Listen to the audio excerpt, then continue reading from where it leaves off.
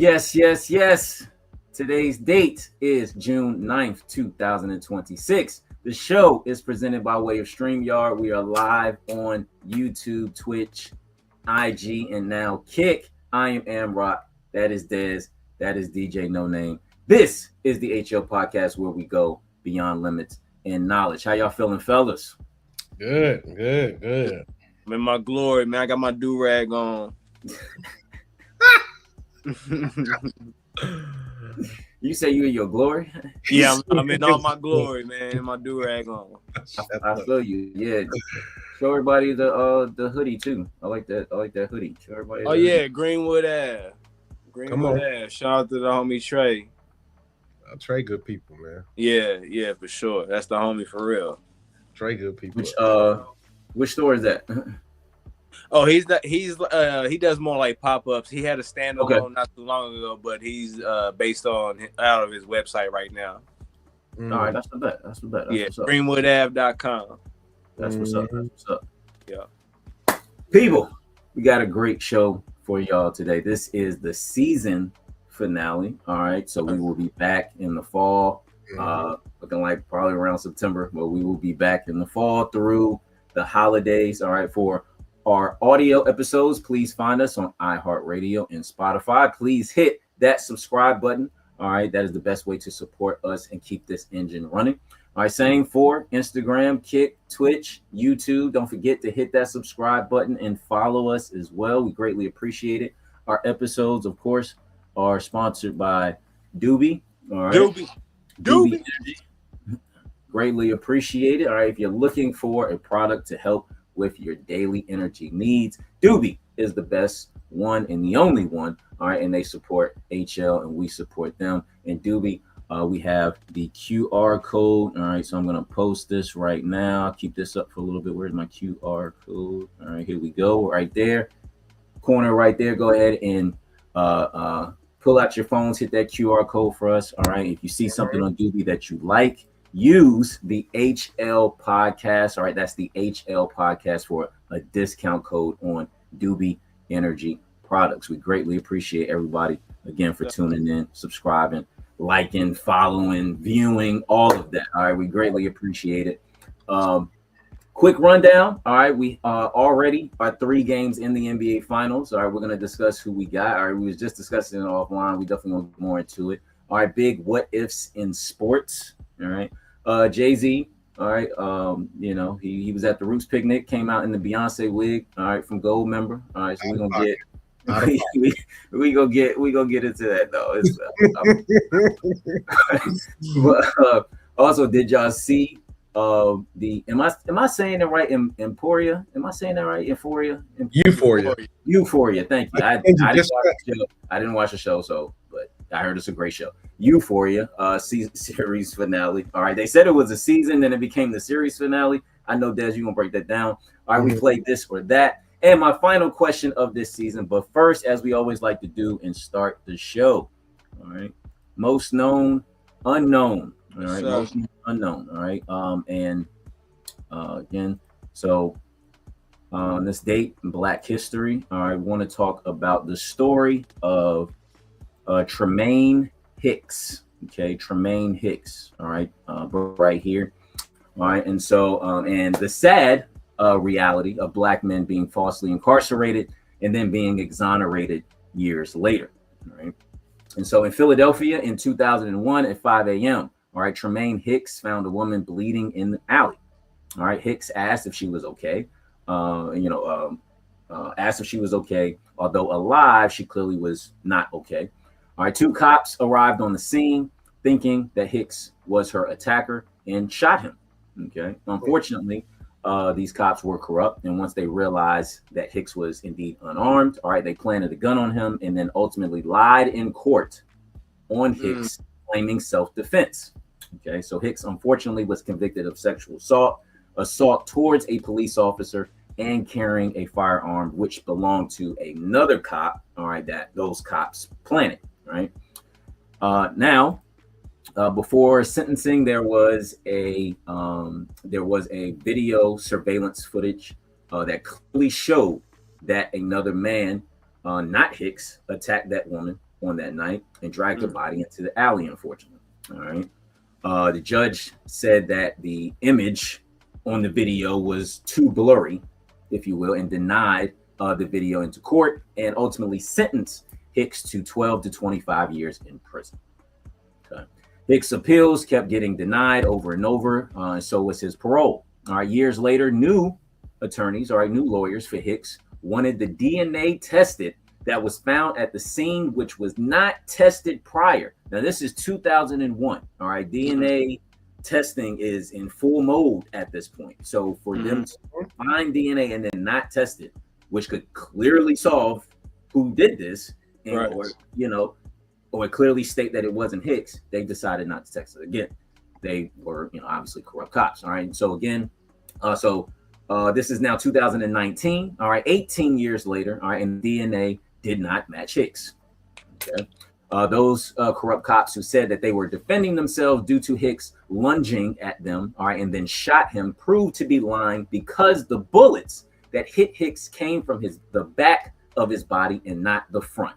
As, I'm lunging at you. No, they shot him in the back, like he was running away or not looking at them, right? Right? And so they also said that the gun was covered in blood, okay, and they found it in his jacket pocket, but there was no blood in Hicks' jacket pocket found.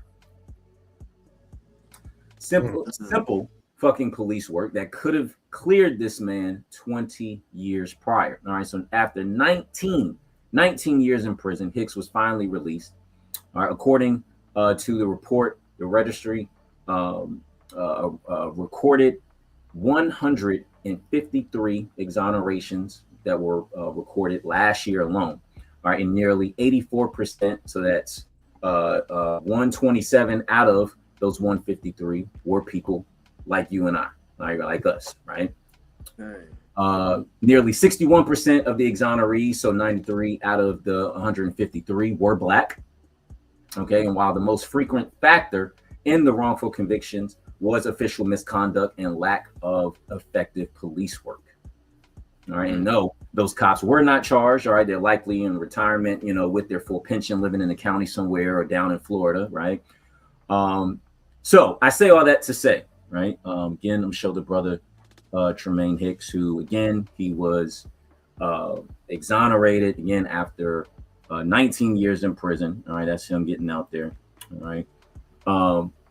If you have a loved one that has been falsely accused or convicted of a crime, and you are fighting for them, don't lose faith. All right. I know these are very sad stories, but these are stories that need to continue to be told to remind people, all right, that not everybody who's behind bars is a criminal or did what they claim was done. All right. There are a lot of people behind bars that are still innocent. All right. Very much innocent. All right. That did not commit the crimes that they were convicted of. All right. And so just keep trying and work with the local pro bono law firms as well to help if you can't afford an attorney. Okay, I understand.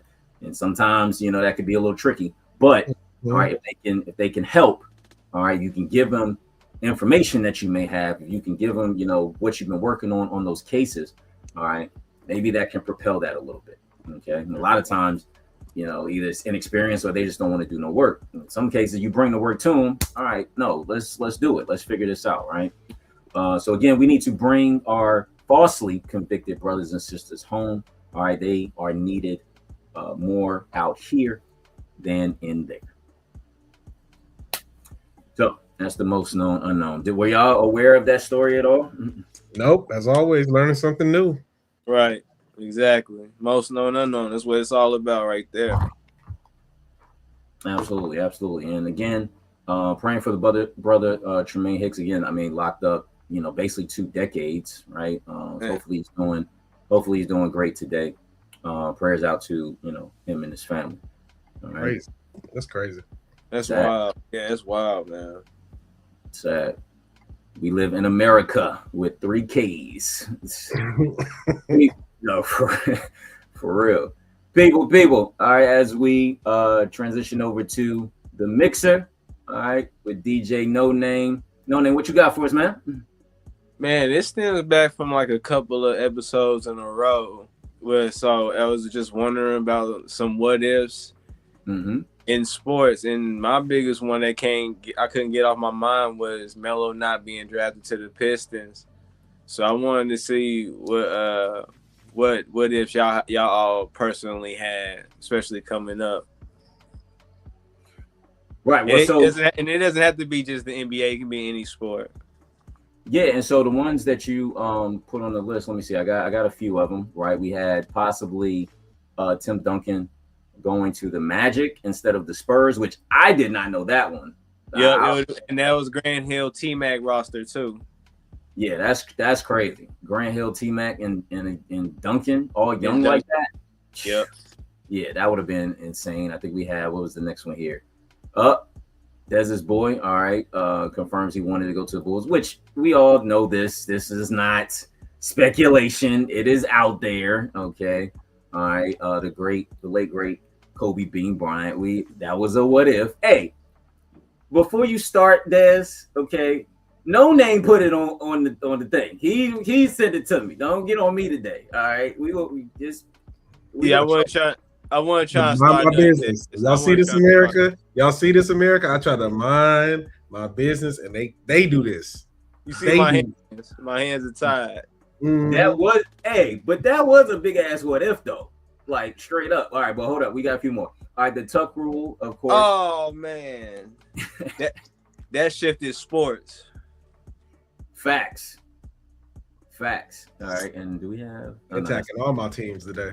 And then I think this is the last one. The Knicks unlucky draft history. All right, these are some of the players that they, I guess, could have had in the draft over the years. Also, the Sixers, they got a bad one too. They could have had Jason Tatum and Yep. And who am I missing? They could have had Tatum and somebody else. I think it was like De'Aaron Fox or somebody like that. Like they could have had like back-to-back years.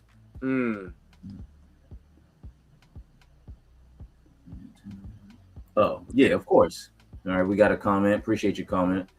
Said Kobe did that to move the Lakers to make moves. Of course. Yeah, we all know that. We all know that. They were never they got rid of Shaq. I mean, they wouldn't get rid of Kobe too. Hell no. Shaq was the one that had to go. So yeah, of course. That was the smoke.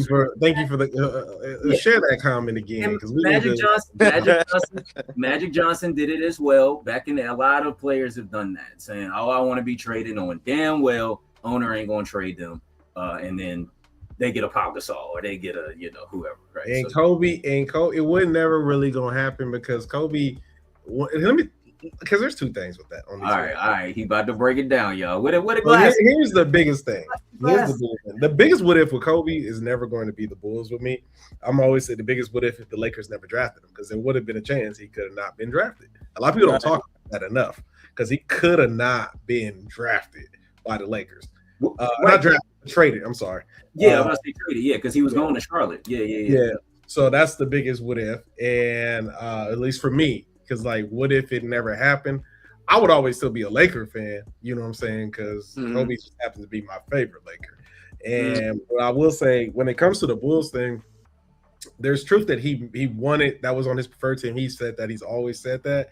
But also, too, the part that gets always left out is a boy almost played himself because it's like asking for, perfect example, I love the Luka trade. I hate that we gave AD up. I'm the one Laker fan. I would never, because at the end of the day, all we needed was a big, and I will always, don't get me wrong, I would make that trade 10 out of 10 times. So Kobe would have left, but we would have asked back for Luol Deng or who was the guard? Ben Gordon? I think Ben Gordon. Yep. You know what I'm saying? They would have they would have kept Luol Deng, but Ben Gordon's coming back. Kurt Heinrich or whoever would have been coming back. It wouldn't have just been smooth. And I think that's what he realized, that grass ain't as green as I think it is. So we got another comment said stand a Hornet. So I guess you wanted him to go to Charlotte. Unfortunately, history had other plans, man. He had other plans. But I mean, hey, had he stayed in Charlotte, that would have been crazy. Crazy. So that's one of the biggest one. And another one too. What if the Lakers actually would have drafted Jason Tatum like they should have did? Like they should have drafted Jason Tatum. Like it's like They played themselves. That's the one that bothers me the most with the Lakers, because there's certain people who would have been great for the Lakers, and they've always shot themselves in the foot. So this is going to be the first year. And I'm great. I two things I got to say. The first year next year, it's finally a new Laker year. Like, it's finally new ownership. We're seeing how we gonna move. Hopefully LeBron get his $25 million. If he chooses to take it, if not, go back to Cleveland, be happy. Whatever you want to work. So or Golden State. They talking about him. They talking about him playing with Steph. I mean, they always wanted to play together. Like, of course, the Olympics. But I hope he don't go nowhere. I'm gonna end it. I hope Brian don't go nowhere. I definitely hope he don't go back to Cleveland at least. Nothing fits for him. Like Lakers right now, technically they make sense, but they still don't fit because the team needs to fit first in pieces. I don't like Bron, Austin, and Luka. I just don't like that. But, they can make it work because I think they're all good basketball players. But I don't think where Golden State at the end of his career don't fit for me. It would be great to see, but I wouldn't have. And it's not saying like Bron doesn't have more to get. I still think he can win a championship. I still think it's possible because but you could tell he's 41. You could tell that he's not that LeBron, and people are still, he'll do that. Like the Rockets series was a clear indicator of that. Yeah, he shouldn't have won that series, but because he's so good at basketball, his knowledge is that he just outsmarted him and the Lakers, and JJ, because JJ is not a bad coach, but they just outsmarted that team, and that's how they won, and it showed because. Yeah, but Bron is just I don't know. I like I said, I just wish he just flat out retired because I don't think nowhere would give him the justice he deserves. So honestly that's a what if too. What if LeBron just retired? That is so. That's a big one for sure. Yeah, that's a good one. That's a free good LeBron, free him. I think another big one was he said free LeBron. Oh no, my bad. I was thinking of the Melo one already. But that's what I was thinking about. That's my biggest what if from this list. If Melo went to the Pistons, that roster was already solid. It was just literally ridiculous. It was literally just a plug-in. Like they already had Billups, Rip. It would have been him, Rashid, and Ben as the starting five. That shit would have been crazy. Like, and especially his first few years, he wouldn't have to do much. Like he, Jordan. I was say he could have been a spot up wing. You know what I'm saying? Like at UNC, his freshman year, he had Worthy over here. He had I forget who else over there. Later on, he had Sam Cassell. Like he had to do too much. Like that would have been Melo in that rotation. Devil's advocate, Rock. Let me ask y'all. This is my question to y'all. Yeah. Y'all say Melo. I want both of y'all to answer. Y'all say Melo on the Pistons. Do you think? I do agree he wouldn't have to do much, but how do you think?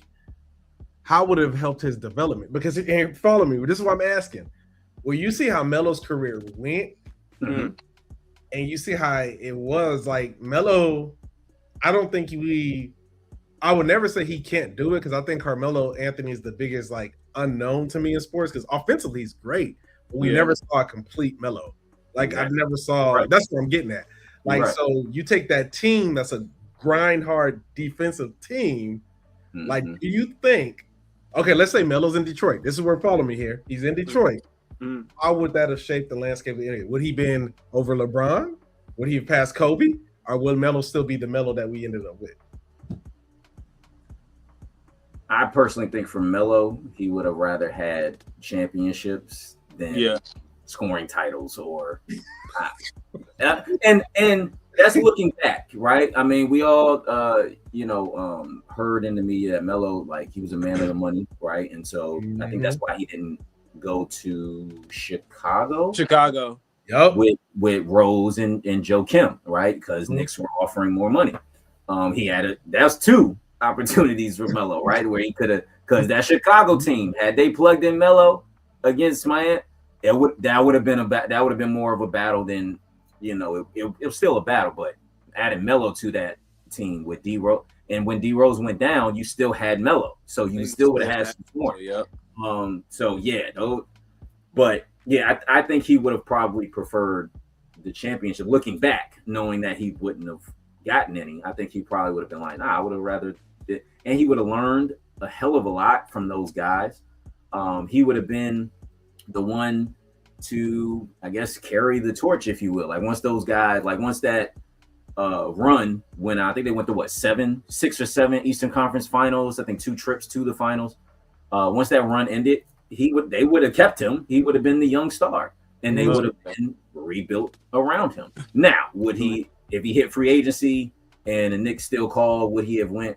Who knows at that point? Because maybe he would have had a chip or two, and so the Knicks come calling free agency, offering you however much money. I already got my chips. Now let me just go ball. So it could have worked out that way for him too. So yeah, that's Melo. Either way is a huge what if. He said, "Oh, that's about LeBron." He said, "You better not go to Golden State." Curry needs one more to take this era as the GOAT.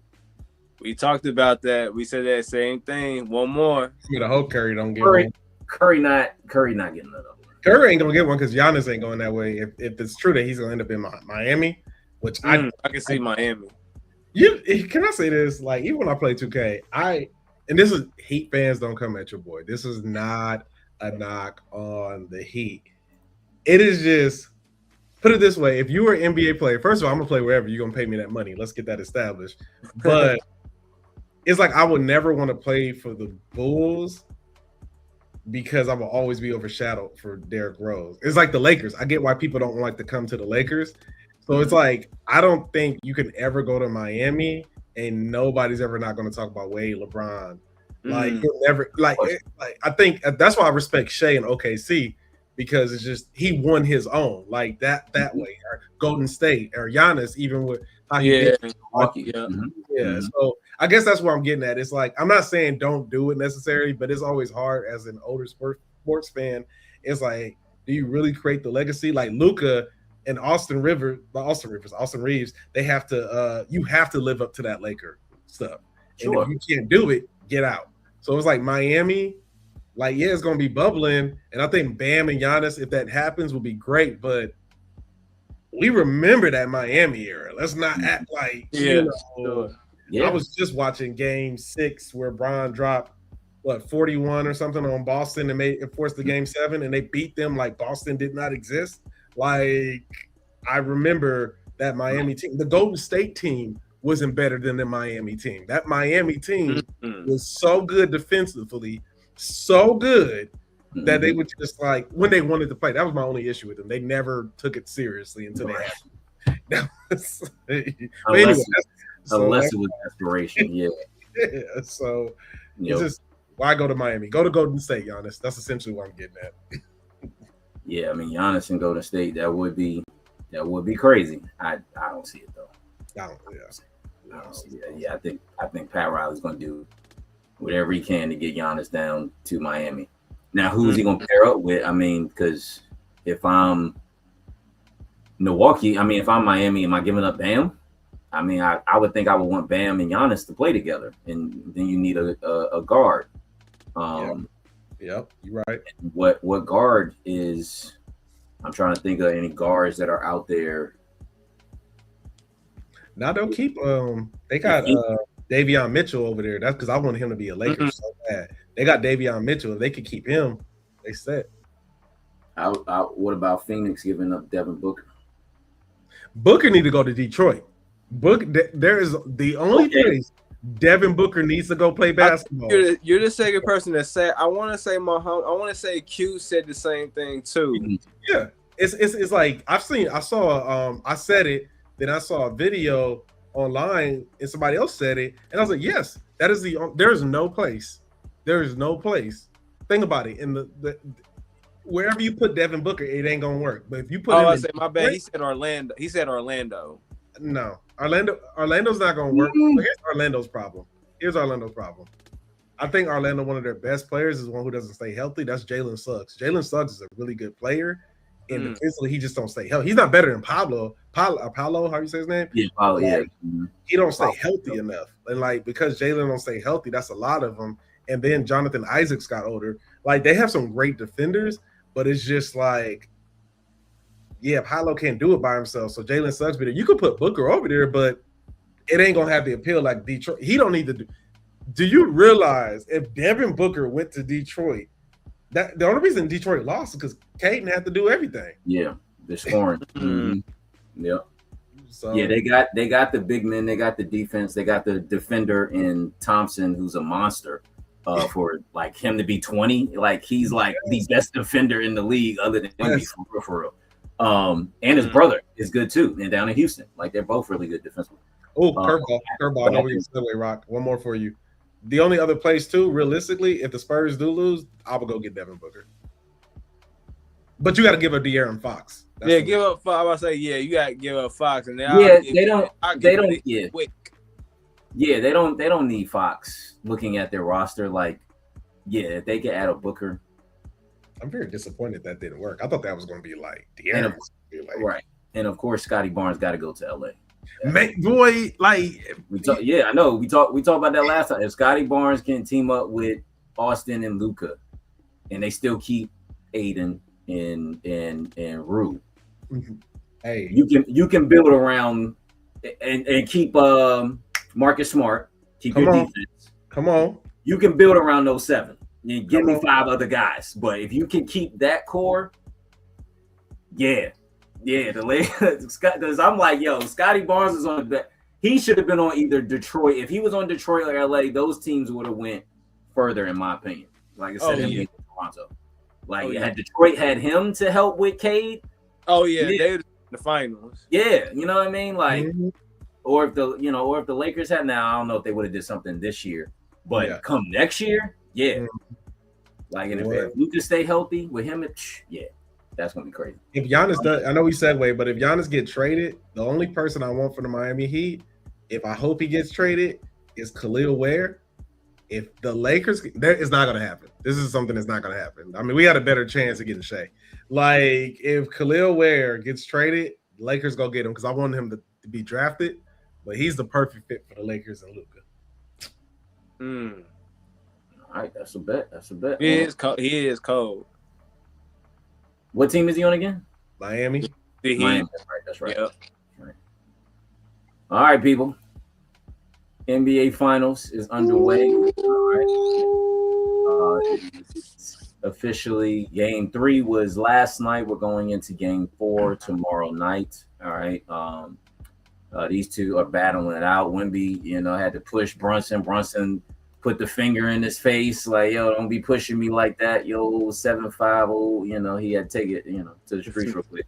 But just like all those Knick fans going on out there. So we were talking, right, offline about our theories as to what we think is going to happen. No name. What you think is how this is going to end up? Right now, the Knicks are up 2-1. They won in San Antonio. Now San Antonio's 1-1 in the Garden.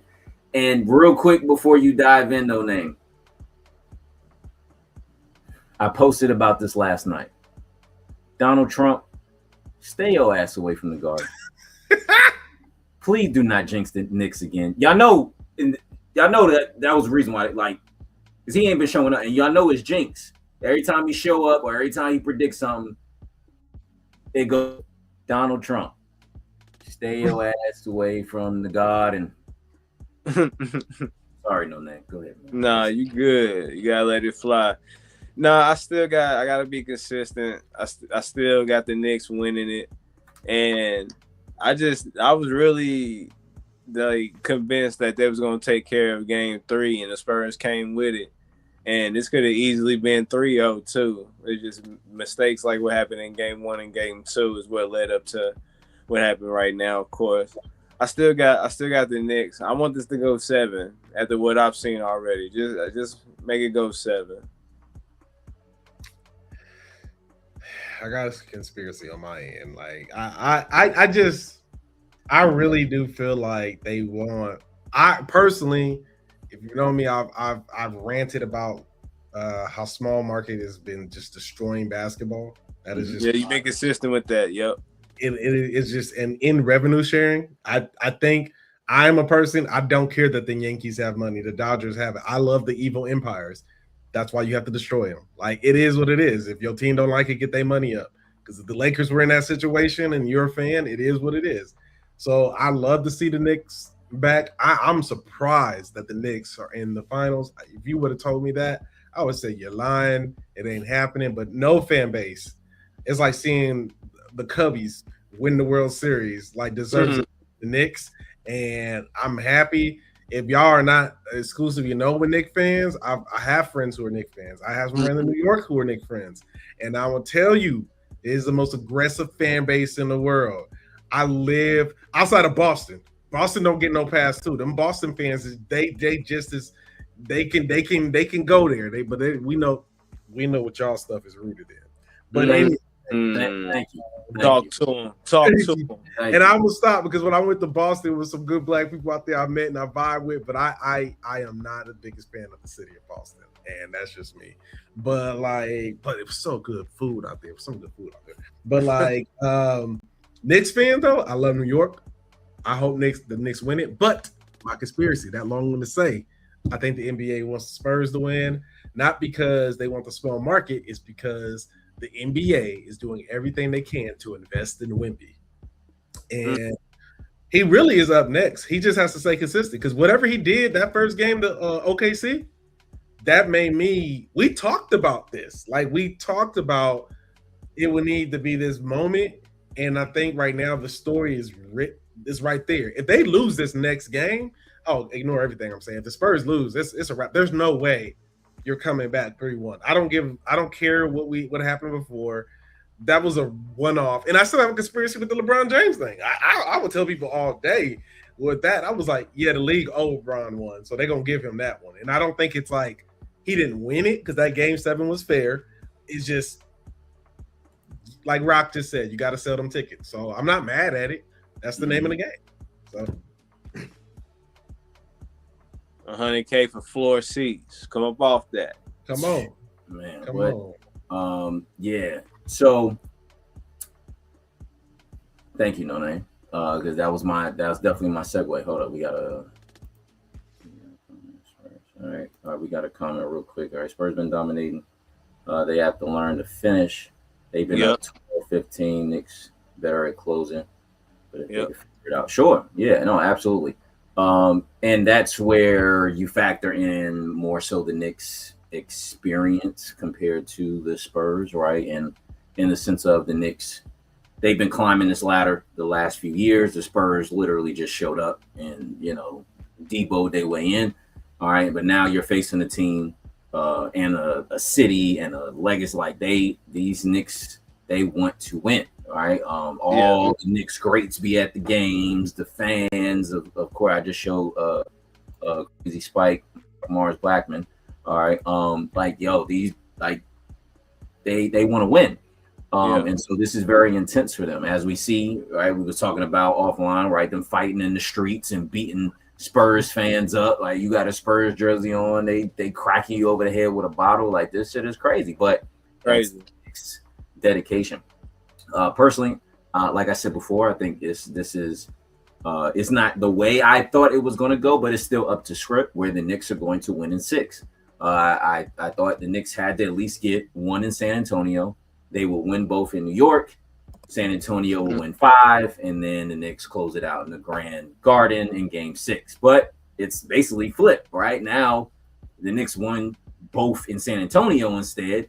All right, and San Antonio just got 1 in New York. So Knicks just got to get this next one.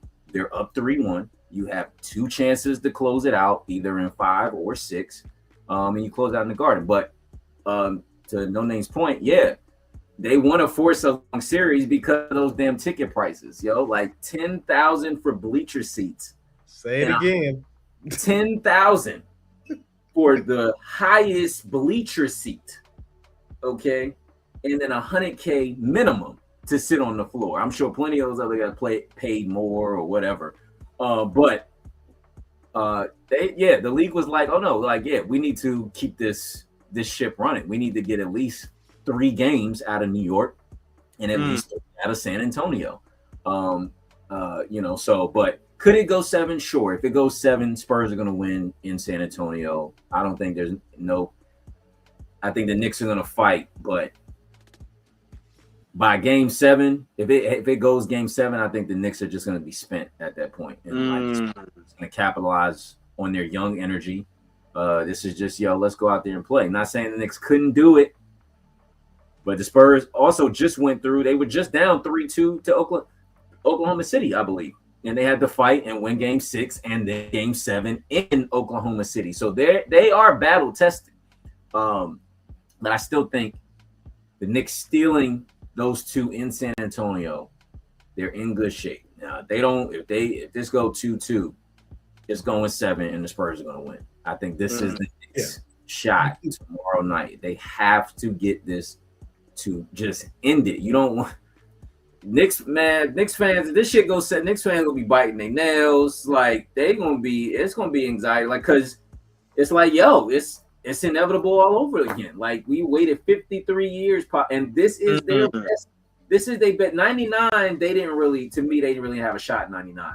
The last shot they had was 94 when they was up 3-2 against Houston, and they blew that. Right? So, you can't let this happen again, man. You can't. No. Like, I need you to say that last part again, Rock. This is why I have my conspiracy theory, because I forgot about that, and then I was like, wait a minute, and if they lose this game, like what people don't realize from a fan perspective, and I didn't get to say this to the homie Keezy because we were talking about the Thunder, and I was like, when they were winning, I don't feel sorry for OKC fans, and I'm gonna tie all this in.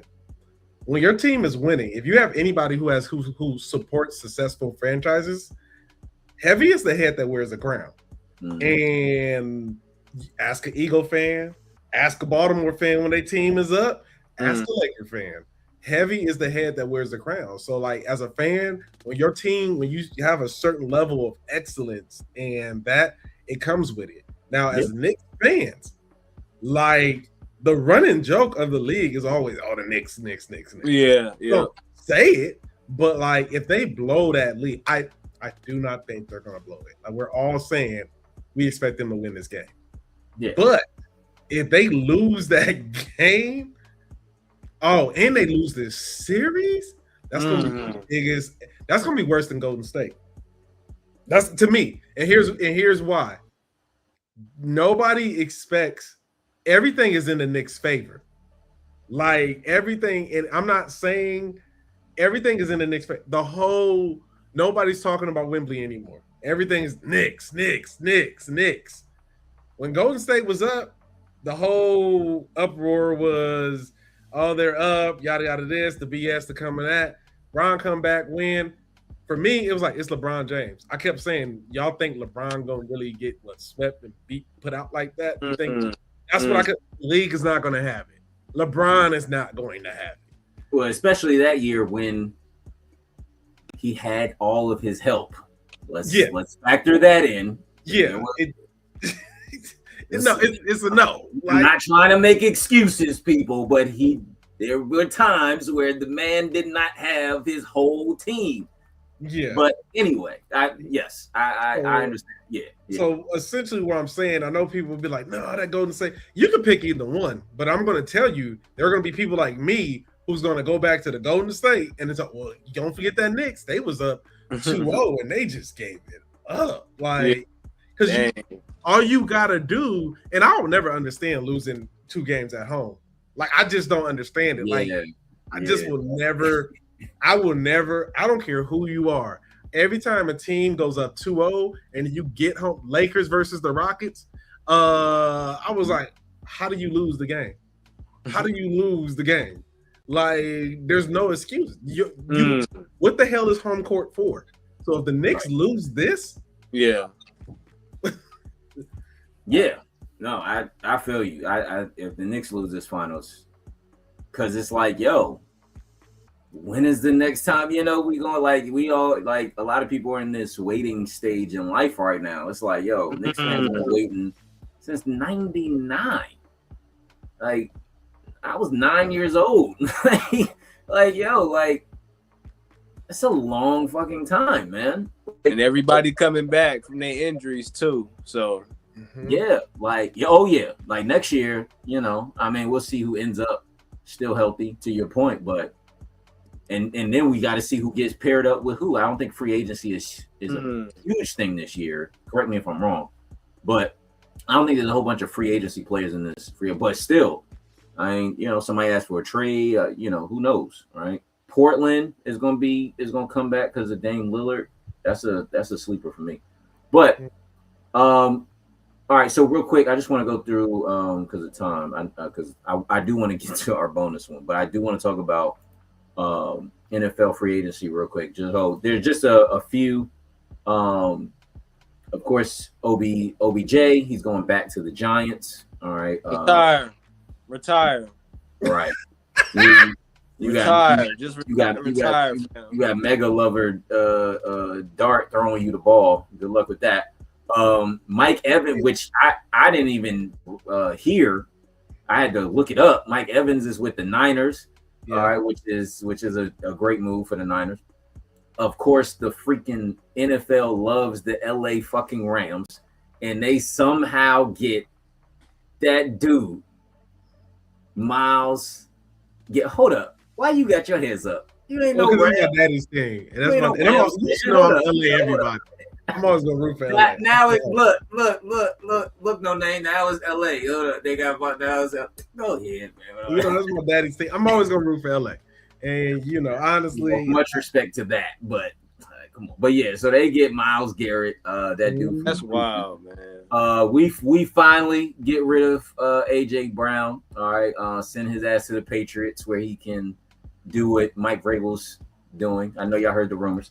And Russell Wilson retires. All right, gets a TV gig immediately, and good for him because I really want to say something about that. Yeah.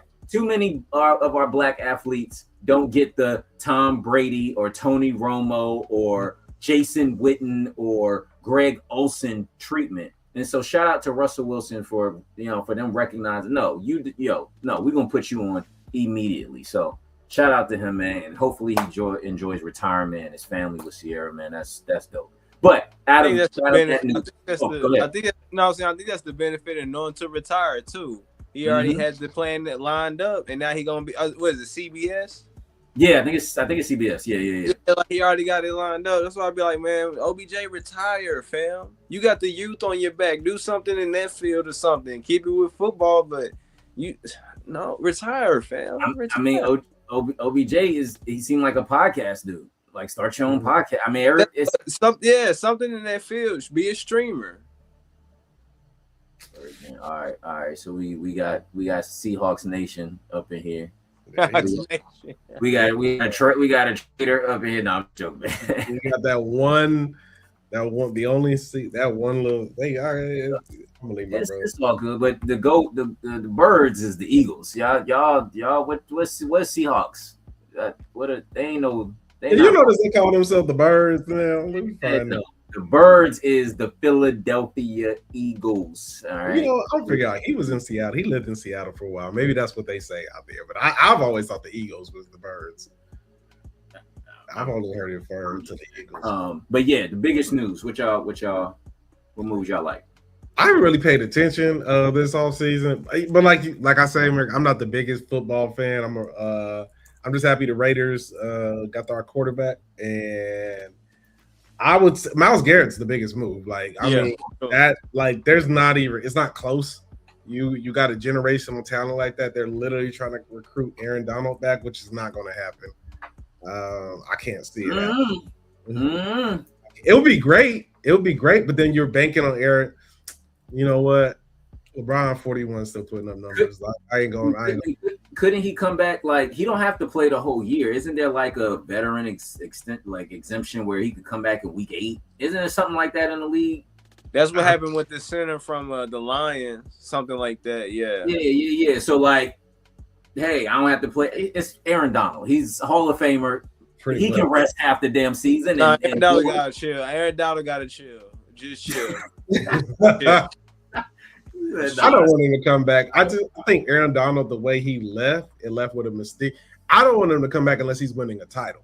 And I just think that, if they're not winning a title, Like, I mean, if you can guarantee, don't get me wrong, they got Tay Adams over there. They got Puka stuff worked out, which that got swept under, right? But So did. they showed Puka got a pass. That's the credible pass. That's man, Puka got more pass. I'm gonna leave that alone right now. But like, if if they win a title, yeah. But I just think it's gonna I think Aaron Donald's one of the greatest defensive players we've seen, and I just think if he comes back, especially that Super Bowl, because he was everywhere in that Super Bowl, and that's it's how the mystique Tom Brady winning out. I've never been a big Tom Brady fan. I'm not anti Tom Brady. It's just I think we overly hype the quarterback when there's a lot of other factors with that. But Aaron Donald, that was like one of the best football performances I've seen since the Super Bowl the Philly lost, and the one they won, because Jalen Hurts, that one they lost, that reminded me of Aaron. He literally had that team on his back. And, that's why when they talk about him, I'm like, did you not watch that Super Bowl? Did you not see this dude do everything he can do? I'll be there all day, but that's why I don't want Aaron Donald. It was like a great performance for me, and I'm like, I don't even like football like that, but that's like a core memory of this dude is amazing. So. And I just said Russell Wilson knew how to retire on top. Fam, you dipped after you got your ring. Just chill. At least be a coach or something, or be on the Rams staff. But don't just chill. You came out on top. You got your ring. That's how you supposed to do it. Mm-hmm. Yep. Don't be like the name just escaped me. Damn. I just say don't pull an Aaron Rodgers. Remember that game, Monday Night Football for the Jets, and he got hurt on the first play? Just something I just don't want nothing like that to happen. Yeah. Obviously, the biggest one for me is AJ Brown. It was inevitable. All right. Especially hearing, now the reason or the reasons why. It was definitely on some personal shit between him and Jalen. But it also seems like it was really AJ Brown's fault, right? At the end of the day, with what the story was about, involving infidelity and wives finding out and talking to each other, and then all right, now everybody's mad at each other, and so AJ Brown is going to the perfect place because Mike Vrabel. Never mind. He don't know how to cover his tracks. He don't know how to cover his tracks. But people, I'm gonna leave. So I'm gonna leave that bonus actually for the end because I definitely want to come back to that. But I want to make sure we get everything in. So people about to transition over to the real MC with yes, Des. sir. Des, what you got for us, man? Man, well, first of all, if I get started, real MC. So this is our season finale. One thing I did this season I forgot to do. J. Cole, I owe you an apology. I had a chance to go back and watch his interview, right? Even though that hoodie kept winning with his interview. And, Which one? I watched it's two different ones. I watched one with Mello and them, and he with the hoodie, and then the other one I watched with Cam. Yes. Okay. Yeah. Those are the main two that he was on. Yeah. And I made a statement about him and Schoolboy Q. I've been trying to retract that. One thing we do on this, we always try to have integrity when we speak. So I want to retract it because I was wrong in my statement because I used that as a thing to say, hey, that situation was Q and all that. I was wrong. Unlike half of these people with the Drake Kendrick stuff, this is what it looks like, people, when you can say you're wrong. Stop throwing misinformation out there because that which I thought you could not tell me. I was convinced it was Q because I heard it. But the person I heard it from was not a credible source. So J. Cole, I apologize. And there we have it. There we go. But back to the real MC and Drake, I still don't apologize. Of course not. But back to the real MC. Man, the biggest thing I want to talk about is Euphoria, man. I hated Euphoria. I hate it. I'm gonna say it like that. When it started, I love some Zendaya. I love Zendaya. I think she's one of the best young actresses of our time. I don't want to say young. I think she's one of the best actresses of our time. I'm sorry, Z. I think she's one of the best actresses of our time. And Euphoria, when it first started, as I've gotten older, and I've talked to my son about this, I'm so anti teenage shows. I get we're trying to bring awareness, but just the drug, the alcohol, and the sex, it can be excessive. And I get it. We had it when we were growing up. But as you look at it now, it's always been weird to me because y'all saying these are kids, and I'm supposed to be watching these kids do adult stuff. And I get it. Let's not act like this doesn't happen in real time. But so a lot, it's just I'm not always for it. And Euphoria, I didn't feel like at the time did it in the most tasteful way. Okay. But watching the full season, I've never not missed the episode of Euphoria. I still watched it, and I was like, all right, season 1. Season 2, I was like, what the hell is this? But my boy Fez and RIP, I cannot remember the actor who played Fez right now because I'm a little tired, but RIP to him, because it was like, dang, like that season was a little bit better. But the series finale, or however they end up doing it, I know there's rumors they say they may start again with the new characters. This was one of the best seasons. Euphoria, just like J. Cole, I owe you an apology. And the reason I owe you an apology is because you cooked. You cook. You cook. And I the whole concept about just the drug use and everything like that. Zendaya cooked. This was one of the most funniest episodes. This was one of it was like there was so much layers to this stuff, but the way that they touched on everything, you could. If nobody's watched Euphoria, honestly, I would just tell you to watch season 3, and it was just great. It was sad. It was like everything, but they ended it on such a beautiful note, realistic. They let you know not everybody who goes through drug addiction, there's a happy story here. I love how they did it, and I have to give them their flowers because they cooked. For 3 seasons, they cooked. They were aware, and I love the consciousness of God in it too. They talked about faith, and Zendaya did an incredible job playing Rue. Everybody did an incredible job playing. But Fesco O'Neill was one of my favorite characters, and he was played by Angus Cloud. That's what the person's name is. He had died. He passed away of a drug overdose or intoxication. I don't want to. I don't got all the details, but he was one of my favorite characters. Fez was one of my favorite characters on the show, and he had died or passed away season 2 in real life, and it was just such a sad time. But Euphoria carried the torch. So I say all that to tell people to watch Euphoria, and I'm gonna end with this as another sleeper show to throw out there because people are looking. Hey, Devontae ain't got no Hey Suarez. It's because your boy is trying to finish up these last classes, and I graduate this weekend. You did. So I recently watched Apex on Netflix. I even watched the Hating Michael Jackson documentary that they got on Netflix. Stop making them. I don't understand why y'all keep making them. Yeah. Apex. Now, that one I will not watch. Everybody's talking about the Diddy one. I'm definitely not watching that one. I don't get it. I don't get what we're trying to accomplish at this point. Like I don't get every time. Like let it go. Like and the reason I brought it up is to say that like just let it go. Like at the end of the day, who really knows not is Michael. I don't think he's ever done anything, but I don't. I'll say 95%. I'm not Michael Jackson. I wasn't there. But what I will say, if it's been this long and there's nothing credible, and we just keep doing this, R. Kelly's gone. R. Kelly gone. They got R. Kelly. You telling me they ain't nothing on Michael Jackson? Michael Jackson was that powerful.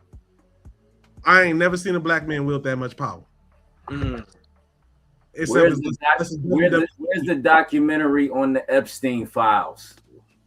Release the files. He grabbed like also too, and I'm gonna end Rock. I ain't gonna take too much time. RZA has a movie. I'm pulling it up on my phone if I can make sure I say this right. It's called It Just Released. I just watched it. It's called One Spoonful of Chocolate. Man, I'm gonna go check that out. Yep. Why the hell did you make that shit? Like, I hate doing this. And here's what I'm saying. Like, I loved it. I thought it was great. But here's where it stops for me. Y'all got to stop doing endings like that for me. Like, and I'm going to just leave it there. Like, just like, I loved everything about it. I will give it an 8 out of 10. I will give it a 4 out of 5. But what the hell is this? Like, what the hell is this? Stop doing it. Stop making that. But that is my hate sport. And Heal. There's a movie called Heal. Incredible film. Those are my wrap-ups that I did not get to rock in time. And when we come back, I'm going to pick up some more of these. Matter of fact, I'm just going to get on Heal, The Gates. David Johnson has a movie called Wasteman. That's incredible. So I've watched some of these films, and they have been really good. Wasteman was really intense. The Gates, it has James Vanderbeek, who passed away. Dawson Creek. Yeah, Dawson Creek. Yeah. Did a phenomenal job. I think it was one of his last movies. Don't hold me to that. But Great Gates was incredible. It's about these 3 black brothers who end up in like this gated community neighborhood. This, of course, for white folks, and it was just crazy. And Tubi is killing everybody. If you've not watched a lot of Tubi films, Tubi has some incredible black films on there. And shout out Kev on Stage, because he just renewed a contract with Tubi. And yeah, bro. Like, that's my wrap up. Just to get out there, Euphoria. One Spoonful of Chocolate. I've watched stuff. I just haven't had a chance to share everybody. Rapid fire. Awesome, man. Greatly appreciate that. And so the bonus one for the mix, I want to, because we do have a little time, so I want to talk about, real quick, Jay-Z, of course. Jigga. Iceberg. At the Roots picnic. All right. So yeah, of course, he was the headliner for Saturday night at the Roots picnic. The great Queen Erykah Badu was the headliner for the Sunday night Roots picnic. Great event. I went there last year. First day last year. It was crazy. It was raining, so it was just crazy. But still saw Glow. Still saw Lotto. I'm sorry, no, not Lotto. Tim's. Sorry, I saw Tim's, Glow, and what else did we see? Of course, Catradonna, the second day, his performance. Oh man, incredible, man, incredible. Gotta see him. Yeah, it was incredible. Black Thought, Clips, the Roots, of course. CeeLo Green performed with Backyard Band, which was dope. I wasn't expecting that. That was dope. But yeah, so this year, Jay-Z, he was the headliner for Saturday night. And he dissed everybody. All right. He went after Kanye, Drake, Tory, Jaguar Wright, the mega Republicans, Nicki. He went at all of them. All right. Slachi, Puto, Corino. He went after all of them. All right. I was making up names. But nevertheless, all right, he went after all of them. What y'all think about Jay-Z getting up there spitting a lot? Well, it wasn't a live freestyle. Clearly, he. Jay-Z stopped freestyle. Now, he didn't write it down. We all know Jay-Z don't write down unless it's for other people, so he didn't write it down. But it was not a live freestyle. But what did y'all think about that performance, that clip?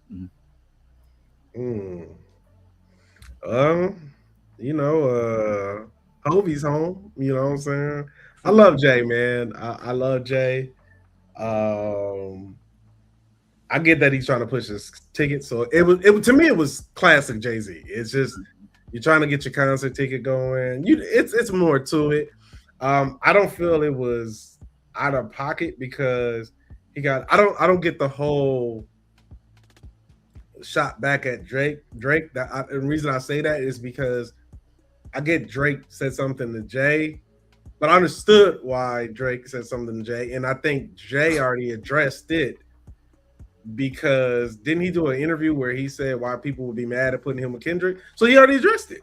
So like I don't get and that at least how I interpreted it. But he in that same GQ interview he also said rap beef is not good for the industry.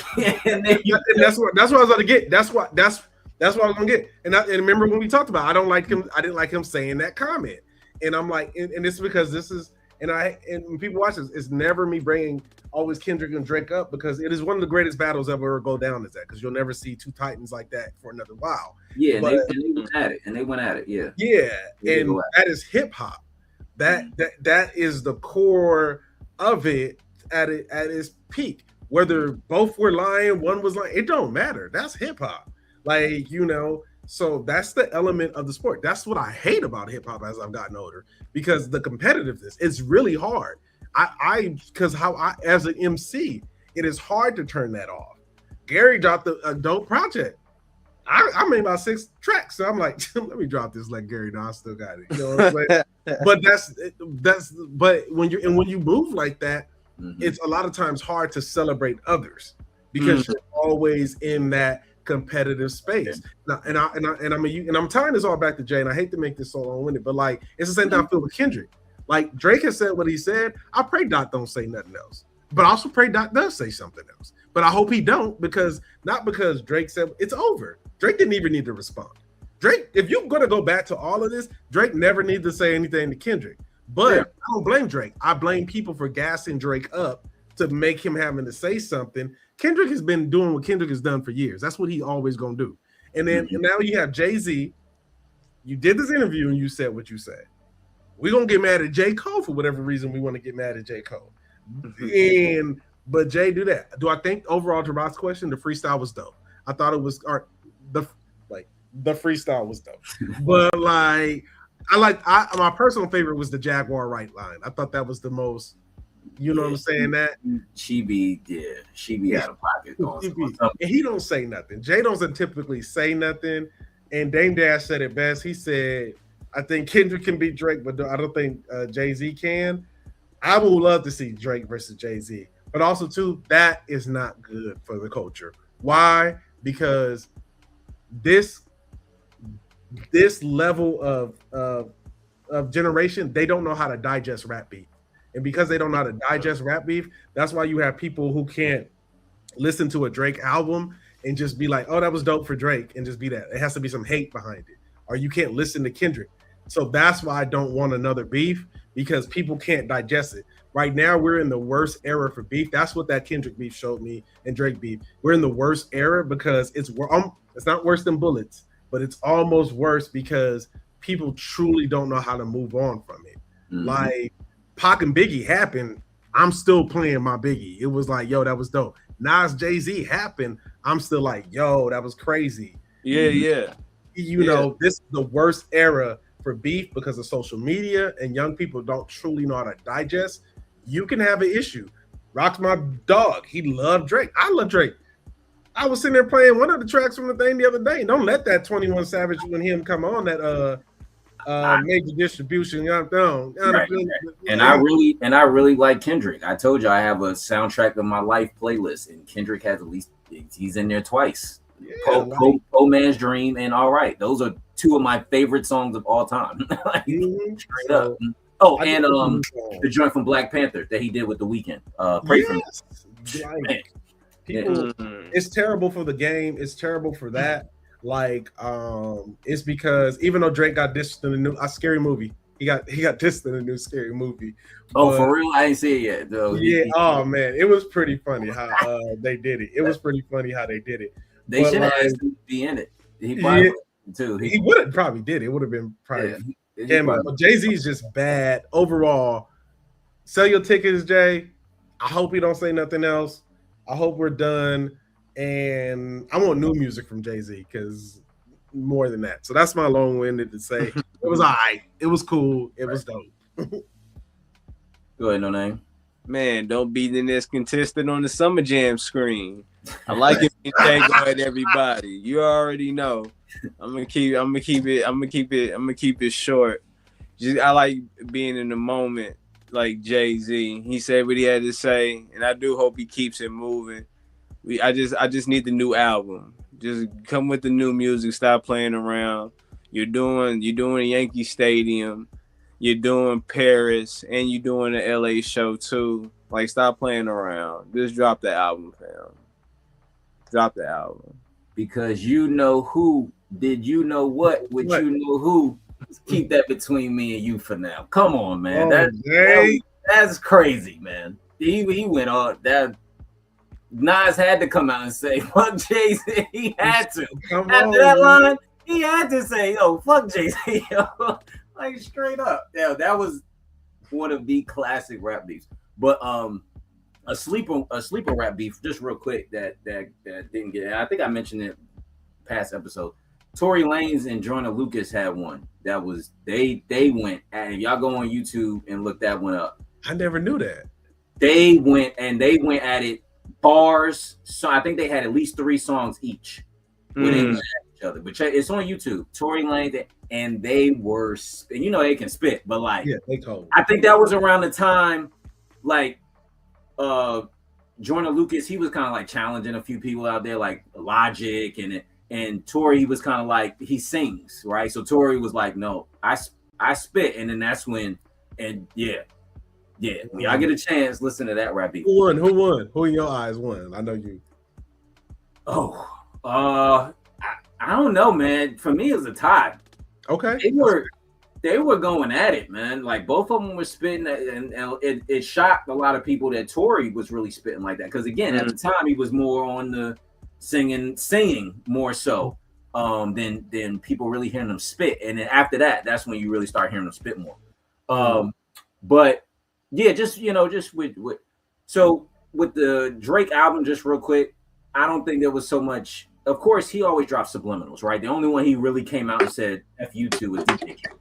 And yeah, I agree because DJ Khaled's like, get out of here, man. Yeah. But it was all subliminals, right? We knew he was gonna say something about Kendrick, say something about Pusha T and Clips, say something about, and of course with Jay-Z, because we all know Jay-Z put Kendrick on to the Super Bowl, knowing he was gonna play Not Like Us, and Jay-Z had been on Drake's albums, and they had collabed more than I believe him and Kendrick. So of course Drake is like, what the hell, Jay-Z? But I digress. I think more of what you heard in his album was more the animosity he felt towards the record label. That's why he dropped the 3 albums to get out of his contract. Now he's about to be one of the highest paid artists in probably hip hop history. I think he's about to get $1 billion contract. And so I think more of this was about, of course, feeling betrayed by some of the people in the industry, and people turning their back on him, and people who piled on, like Rick Ross and all of them who piled on. They didn't rap like Kendrick did. Kendrick actually spit, or I even give Pusha T credit. They actually went at him with lyrics. Rick Ross want to come and pile on with some, extra bullshit, and whoever else did it. I think it was more so about that than him really trying to get at Kendrick again. Again, he says some subliminals, but I don't think it was so much like where Kendrick need to go, oh, we back at it again. No, I don't think it was that. I think it was more so just clearing the slate. Nobody had heard from him. Same thing with the J. Cole album. Nobody heard from them for a minute. And so we're hearing how they felt about it. And that's that. I think if he wanted to get at Kendrick again, he would have had a track on there specifically at Kendrick again. I don't see why not. You got 3 albums you putting out, put it in there somewhere and let people figure it out, right? So yeah, but with Jay-Z, listen, man, it's, it should be a young man's game at this point. Like, No Name, what were you saying this whole time? What was the R word that you was using? Retire, right? Retire and learn to walk away. Pretty much. As much as I'm a Jay-Z fan, but at some point, just walk away, man. It's okay. Like you don't need to prove anything to us. I get it. The younger generation, to Dez's point, like they're so 1 minute clickbait, da da da da da. People don't really know Jay-Z had hits, and albums, fully. Like this dude, like for what 7 years straight, he dropped the album every summer, every fall. Like people don't even know that, right? Because they don't come from the area that we come from. But yeah, I mean, if that's what he wanted to do, that's what he wanted to do. But like I said, I still think it's a young man's game. And Jay-Z, you are a billionaire, right? Just saying. You can literally walk into the sunset, man. Drop the album, Jay. Drop the album. You want to drop the album? Cool. You better have Kendrick on there. Anyway, he damn sure ain't getting Drake on there.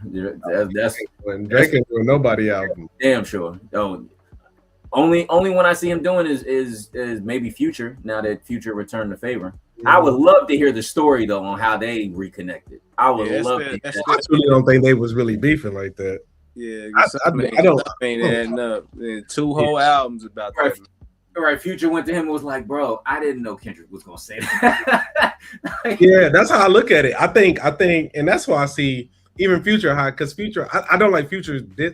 I don't take it as a diss, like what he was saying about Jay-Z. Like he said something about Pac and Biggie. I was like, are y'all that disconnected from hip hop? That Pac and Biggie's era is not Jay-Z's era. Like Jay is like, he's that era, but nobody was like, Jay-Z. You talking about right later on than Jay is like that whole era, especially when Front and Drop that crossed them over even more. And it's like, Jay, you can't really like, and my thing is with the whole Jay-Z thing, like to me, one of Jay-Z's best that 444 album at the time he dropped it, that's like a grown man's To Pimp a Butterfly. Like, you know what I'm saying? Because it is just it's like it's To Pimp a Butterfly without the dissertation of trying to dissect everything. You know what I'm saying? Because it's just clear and it's just classic Jay-Z.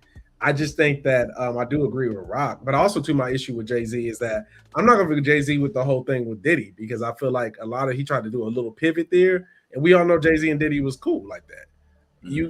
I'm not taking pictures and doing all this with somebody who I didn't know all that, and then he does this pivot like, I didn't really know him. What he trying to say? I didn't know him like that or something like that. And I'm like, Jay, and that just let me know who he is. So, yeah, I just say that. But with Drake and Kendrick, and not Drake and Future, I always thought it was more Metro. I always thought Drake's real issue was whatever him and Metro had. True. That's true. That's a good point. People. Did I get that right? People. Again, QR code for Doobie Energy. All right, right here. Doobie.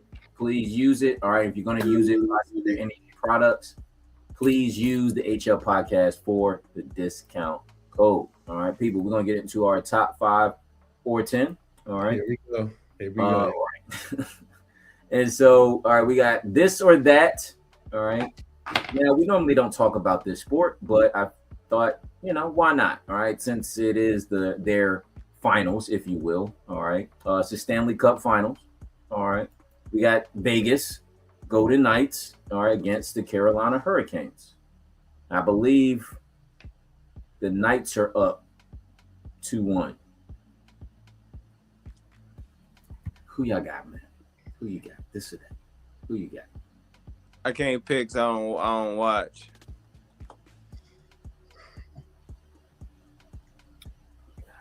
He going with Vegas. We already know what it is. You said the LA Kings? You said the LA Kings? No, Vegas. Thank you. We finally got somebody. Okay, thank you, man. Thank you. Vegas. Appreciate that, right? Brothers acting like brothers don't play hockey. I'm taking the field. We play hockey in gym class back in middle school. And Grex's still playing. Damn. I'm taking the field. Give me the field. Right. Nah, I feel you. All right. So the next one, what we got here? All right. So we got. I'm gonna skip one since this picture came up. We got the all-time. All right. So this is in honor of the finals. We got the all-time Knicks team. All right. A lot of greats on this list: Walt Frazier, Earl Pearl, Melo, Bernard King, Willis Reed, Patrick Ewing. You got Starks, Allen Houston, Oakley. All right. So that, and then we have the. Let's see if I got it. Okay, I had to put it on the side screen, but then we got the Spurs greats. All right, of course, and we got Tony Parker, George Gervin, Kawhi, Tim, David Robinson. We got Manu, Avery Johnson, Sean Elliott, Bruce Bowen, and then Wemby, all coming off the bench. All right, so who we got? All-time Knicks or all-time Spurs? Yeah, I don't think an all-time Knicks team is beating the all-time Spurs because you got. If Wembley's coming off the bench, you're not winning. If Wembley's starting, you're not winning. Because then you got David Robinson or Tim Duncan coming off the bench. You're not winning. Like I just because unlike I'm with that. The Spurs are going. Yeah, that's the Spurs. There's no way. I might have to run that in 2K just to see, but there's no way. There is Let me see that Knicks team one more time. Like, yeah, they're undersized. Patrick Ewing was 7'1", 7'2" though, and Willis Reed was 6'10".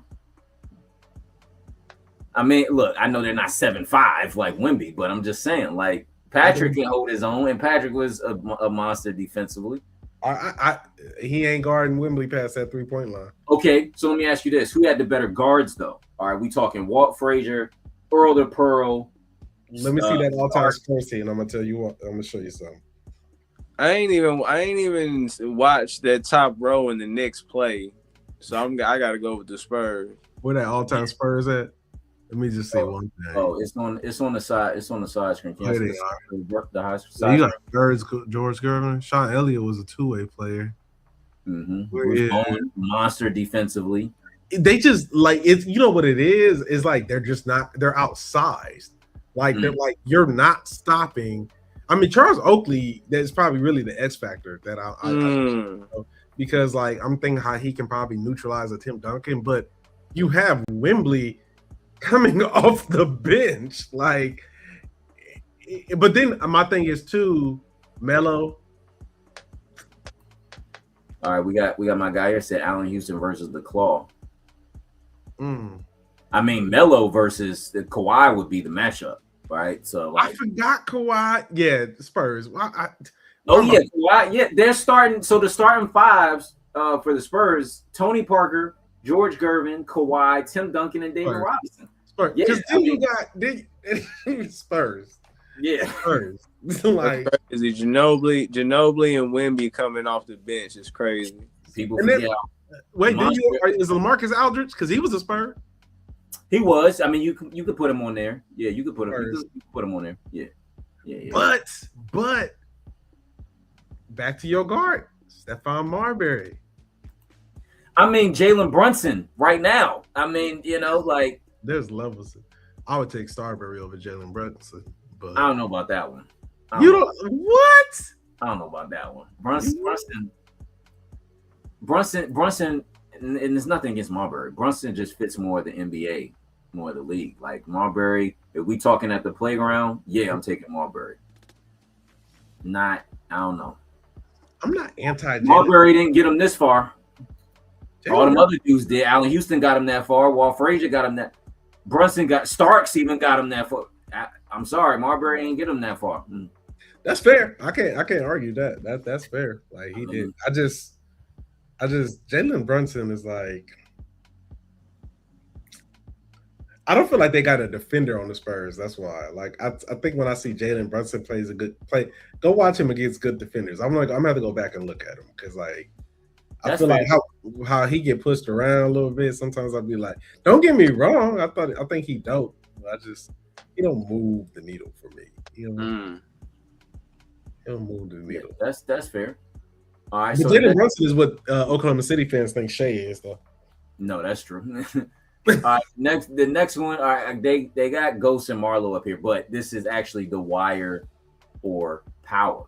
All right. And the reason why I put this, I'm rewatching. Not rewatching. I'm watching The Wire for the first time. Yes, I'm late, but I'm watching it for the first time. I'm almost done with season 4. And I see why, but it turned it off. I see why it is one of the, yes, first of all, okay. My brothers, all right. Everybody knows y'all a little older than me. Okay. When I was coming up, I was still in like elementary, junior high school around the time The Wire came out. So no, I was not watching it on HBO. So I missed it. Now going back and rewatching it, is to me, it's definitely, I see why people rate it as one of the greatest shows of all time. So, no name, who you got, The Wire or Power? I never watched The Wire. And so what?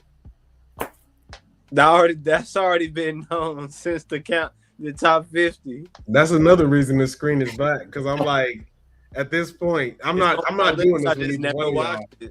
I'm not doing this with neither one of y'all. Like at this point, oh my god! Like how do you? I've watched The Wire 7 times, and let me. Oh my, just disgusting. Like just utterly. Look again. And the time I was coming up in, I had no reason to watch The Wire. Now I do. And, yeah. Power was more of my time. Like, so that's why I watched the Power when it was out. Same thing with Power can be packed up and go. Power went off the rails. Power's not even in the same vicinity as The Wire. Power is just a soap opera. Yeah, that's fair. I would agree. I'm but we talking crime shows and in different generations. America, you see, this is why, and I'm not taking my screen off. I'm staying there because this is why, like, the disappointment. Matter of fact, I'm gonna do this real quick. I want them to see my face real quick. The disappointment that I feel. With these two here. Like, here's a few things. First, let me get on Gary's ass. Gary's had numerous opportunities to go watch the fucking show. He's not. We've had this conversation. This is like the 5th time we've had this conversation. Disappointed. If I was doing music right now, I would fire his ass. That's why the birds and the beats need to go be listened to, because somebody need to give him the bird and beat his ass for not watching The Wire. Now, Rock. Oh, man. This motherfucker, have you not lived in Baltimore? Are you not? Like, I just moved. I wasn't in Baltimore when The Wire was on. I was in 2002. I was in Long Island, New York. And then from 2004 to 2008, I was in Richmond. I had no idea about The Wire, about Baltimore. One question for you, Rock. Have you ever watched New York Undercover? Yeah, but not again. I watched a few. I watched a few because that was out when I was like 5 and 6 years old. Like, so I wasn't watching it. Do you watch it? My next question. Rock. My next question. You don't get to talk. You're done. You're done. This is the bullshit. This is our final episode. This is the bullshit I got to deal with before we close out and come back. This is shit I got to deal with. Rock, how many people do you know that has talked to you about The Wire? I mean, other than y'all two, nobody, to be honest. I got interested because I kept seeing the damn clips on YouTube and IG. Every time you go on IG and YouTube, you're seeing a clip from The Wire with Marlo or with Stringer Bell or. I apologize, Rock, because you at least, you know what? Let me stick to the facts. You trying. Gary, you ain't shit. Rock, I'm about to say, at least I'm watching it. You at least trying, so at least you're watching it. I'm about to watch it when we done with the show. Let me tell you this. The Wire is, when you see, because I made a statement about The Wire New York Undercover, when you see The Wire, it is one of the greatest shows ever. But as you watch it, I don't want you to just watch it again, then watch it again. Every Wire experience is going to hit differently. I think The Wire is a good show. I have a friend who would tell you The Wire is one of the most overly hyped shows. And it was the 3rd time after I watched it, I see why he says that. I personally do not think that. But The Wire is an incredible show. But when you see the landscape of everything else, there are other shows better. But I thought The Wire did a good job for somebody who's never been to Baltimore, somebody who's never been in those areas, probably capturing that and bringing that in. That's how I felt with Snowfall. That's how I felt with New York Undercover. So yes, so enjoy it, Gary. You're not shit. I'm happy for you, Rock, that you get to experience that, because I wish I could experience The Wire again. Yeah, like and especially now living in Baltimore, absolutely. Yeah, I was like, let me check it out, right? And of course, it looks the same, it feels the same. Nothing's changed in 20 plus years. I'll say that. Nothing's changed. Crazy. Nothing's changed. All right, so the last one we're gonna get to. All right, would you rather go, and I don't have pictures for this one, but would you rather go 20 years back with all of your current knowledge, or go 20 years in the future with 20 million, but have no memory of the last 20 years?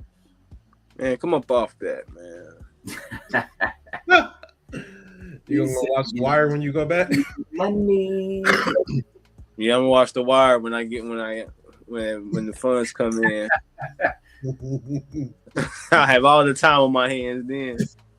Nah, for real. What about you, Diz? I'm gonna go back because I would never want to lose my memory. It means I'll lose out my wife. I love my wife. Everybody knows I love my wife. My wife's amazing to me, and no. And so this is just your memory for the last 20 years. So you don't know, pretty much, you don't know what happened in the last 20 years. Not that you would never remember like your family. Okay, I see what you're saying. It's just that 20-year gap. Yeah. So, but again, you don't know. Like you wake up and now you're, 40, 50 years or whatever it is, and here you are. Now, you know, people could be with you, but now they're older, and I'd rather go back because I can go back, and if the problem they always say when you go back, you alter something. So there's that theory there. Neil deGrasse Tyson, if I'm saying it right. But I would go back because their investment alone would be worth it. And there's loved ones. If I go back with the same knowledge and everything like that, there's loved ones who I don't have. I would probably just sit more to take that along with the money. And I probably do because I'll really lesson people real quick. Like people, you don't want to stop trying to be rich and be wealthy. And if you all want to learn anything, learn Economics 101. The power for people is Economics 101. If you've not learned economics, you've not learned life. Matter of fact, but I'm going to say this. I'd rather go back. And there is a book that I'm going to recommend. And if people have not read it, the book is called The Black Tax, The Cost of Being Black in America. It is by Sean D. Rochester. But it is what you can do to help create 6 million jobs and 1.4 billion businesses, that the Black community, which we do. But listen to it. It's about economics, financial empowerment, but I will go back. I will make sure I do what I can for my people. But the Black Tax, go ahead and read that book. It will change your life. Awesome. And for me, I would go back.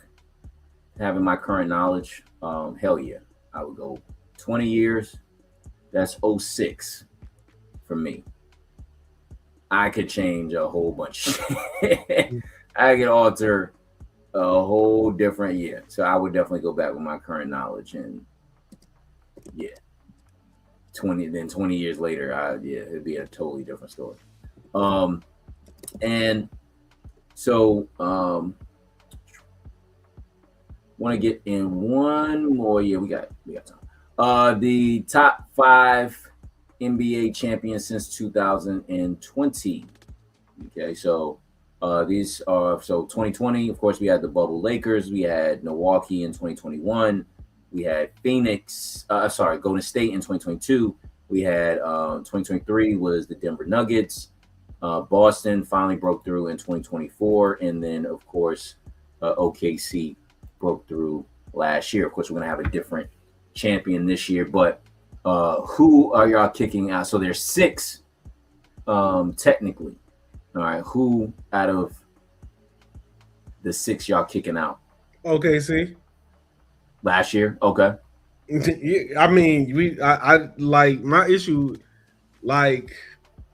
we were robbed of a final. When Halliburton got injured, we were robbed of what that game could have been. He started off high, and it's not saying OKC would have not won. This is OKC. Yeah, I even hear Keezy already right now. I can hear him right now.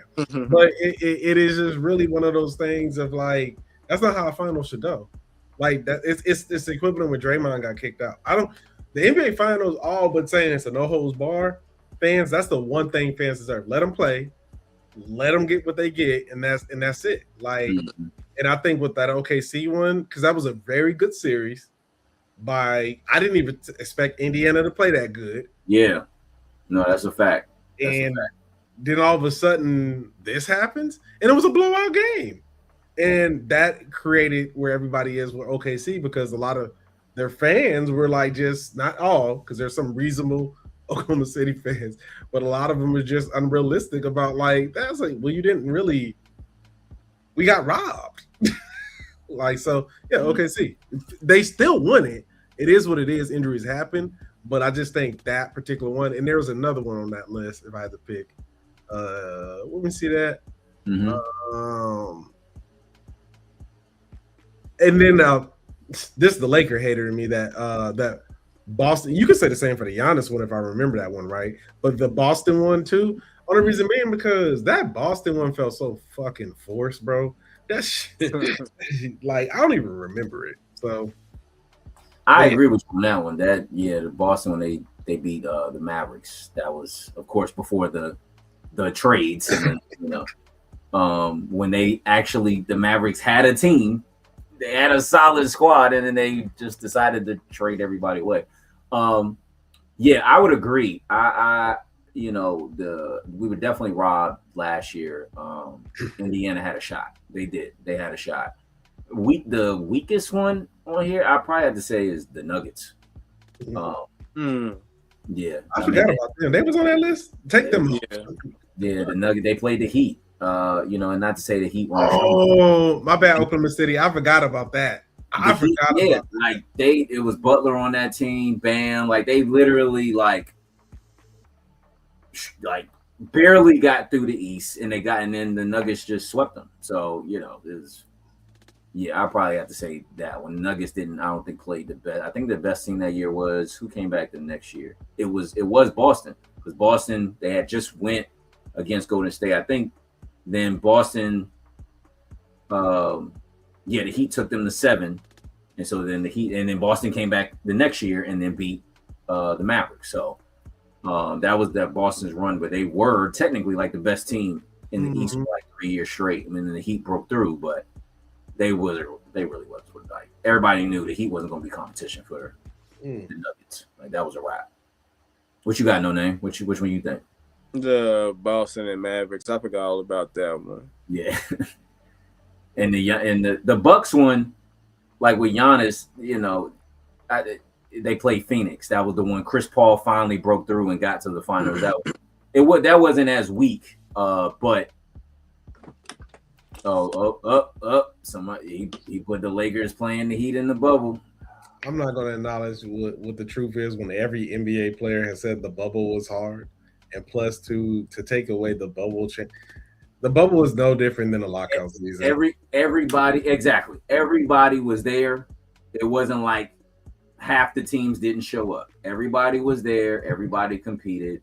The Lakers won it. Yeah, and they were gonna win it before the pandemic. I don't realize how people don't remember the Lakers were a good team that year. They were the best team that year. All it did was give Anthony Davis some additional rest. That's all the bubble that delay did. Literally, like they were going to win it. I think he shot like 38% from the 3-point AD in the playoffs. Like AD, like is the truth. Look it up. The internet is your friend. Like we're not telling you nothing wrong, man. I mean, you feel how you want to feel. We appreciate you tuning in, but like that's man. The bubble was, and again, everybody was there. I could totally respect people's opinion. They say, "Oh, half the teams didn't show up. They were protesting." That didn't happen. Everybody was there. Everybody was the greatness of like not even great. Well, just honestly, it is great. That greatness of LeBron. LeBron sees that opportunity. He sees that opportunity because realistically, I still think the Lakers probably would have won that year, but maybe AD wouldn't have been healthy. You know what I'm saying? Bam was injured. I mean, I don't recall that, but the Heat still took him to 6 games. But Jimmy Butler was still there. that Heat team in the bubble was better than the one that went against the Nuggets. Shoot, that Nuggets Heat team again, they barely made it, and then they got swept once they got there. That Bubbles Heat team was way better. But people, as we always like to do in the show, all right, with what's the question? All right. And so I just want to actually post a few things or put a few things up here. Just a couple of postings. Let me see which one I got first up here. I don't know if y'all can see on the side view. We got this is still a reminder, people, that Trump and Mega is building a stage for the UFC fight that's still supposedly taking place in DC. I think that's next Saturday night, right? This Saturday, excuse me. I think it's this Saturday or next Saturday, one of the two. But it's happening soon. That's where your tax dollars are going, people. Mm-hmm. Right. Another one. All right. From day one. All right. Dismantle. This is Trump and Mega and their policies. Day one, DEI was dismantled. All right. Trump signed an executive order ending DEI, which of course obliterated a whole bunch of jobs for people. All right. People still out here struggling, trying to find jobs, unfortunately. We also had here HBCU bait and switch. All right. Pretty much cutting funding for HBCUs. Another one, voter suppression order, of course, so requires documentary proof of citizenship to register, allow the post servers to reject mail ballots not on the federal list. You're saying the post office can literally not take your mail, and then forcing states to throw ballots received on election day. All right. All of this is happening in real time, people. All right. The Black recession. All right. 7.6%. All right. Unemployment. This is up 1.2%. Just one quarter. Okay. This has already jumped 1.2%. And I'm sorry, you got 300,000 Black women. All right. Left the labor force. And no, let's check that. They didn't leave. Okay. They were pushed out. Okay. Of the labor force. All right. Prison reform. All right. Erased on day one. All right. They have no regard for prison reform. All right. Smithsonian under attack. Of course, they're trying to shut down that same African American museum that we're going to be hitting up. Right. And then the Black immigrant pipeline cut. Okay. Okay. 1 in 5 Black Americans is an immigrant or child of an immigrant. All right. But I recall so is the Donald. I believe he is the Donald as well. Hold up. Real quick. We got a few comments about that bubble.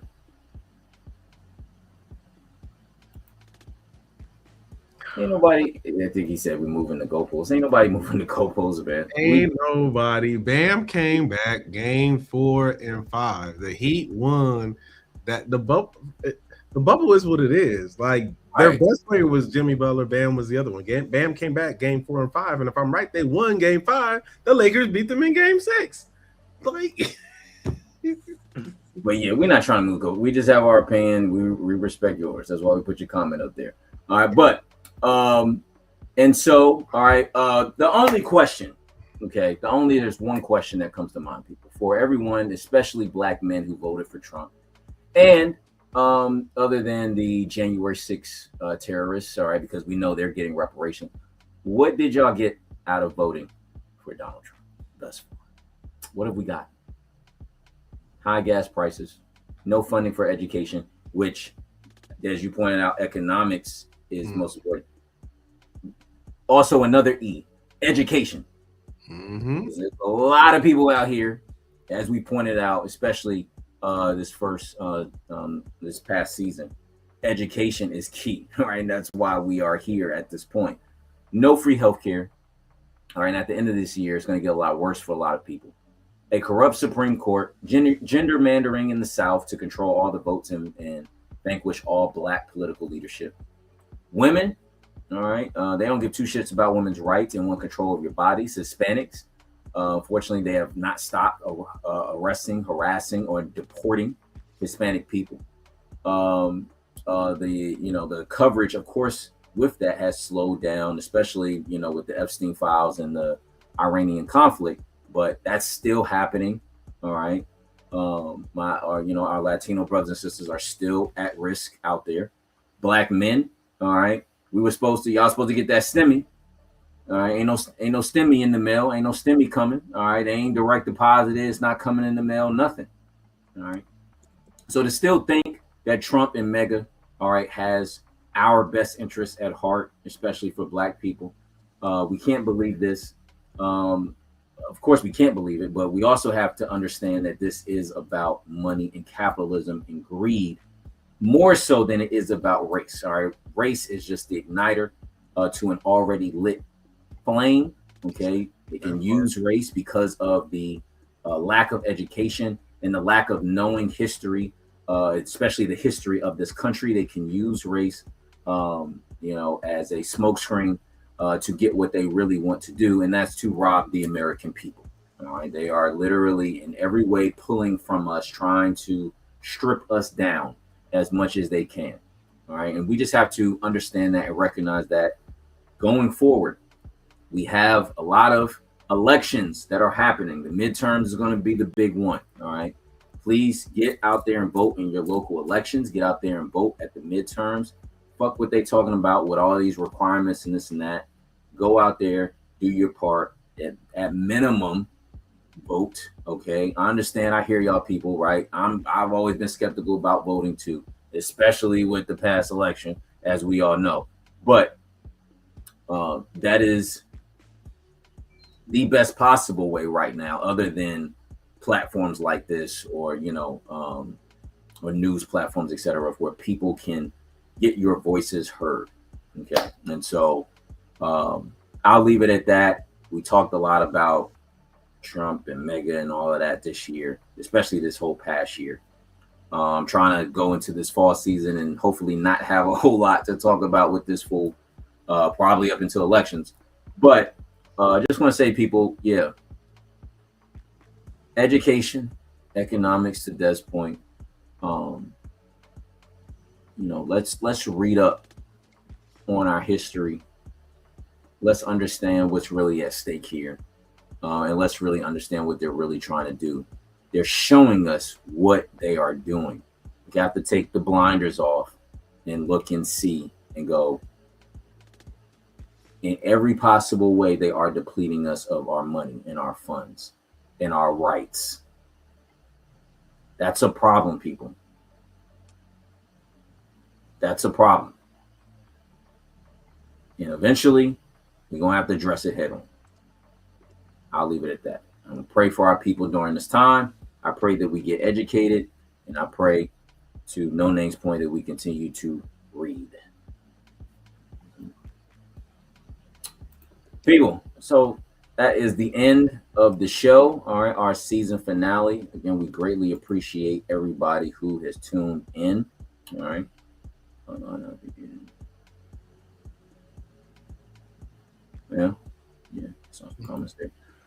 So just want to point out, thank you everybody, all right, who is tuned in, who has supported us. The growth is real. We greatly appreciate it.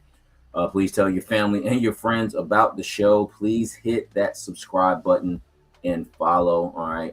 We literally went from like over 5,000 views in September, crossing over 100,000 just a couple of weeks ago on YouTube. From 700 followers to now over 7K on IG. All right. Audio play continues to increase and grow. So again, we just greatly appreciate everybody who's been tuning in. We're going to keep discussing sports, film, music, history, politics. If there's something that, would like for us to discuss, let us know that as well. Year 8, all right, will officially continue this fall in September. All right, we're looking to drop maybe 1 or 2 episodes over the summer, possibly have interviews coming up as well. All right, so that is definitely in the works. So possibly be on the lookout for that. Des. Yes, sir.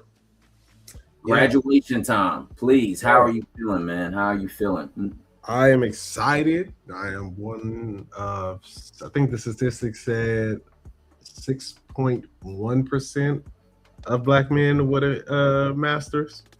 I don't take that lightly. I'm very thankful to my wife, who 10 years ago when we were just dating, and she's like, oh yeah, I got my bachelor's and something.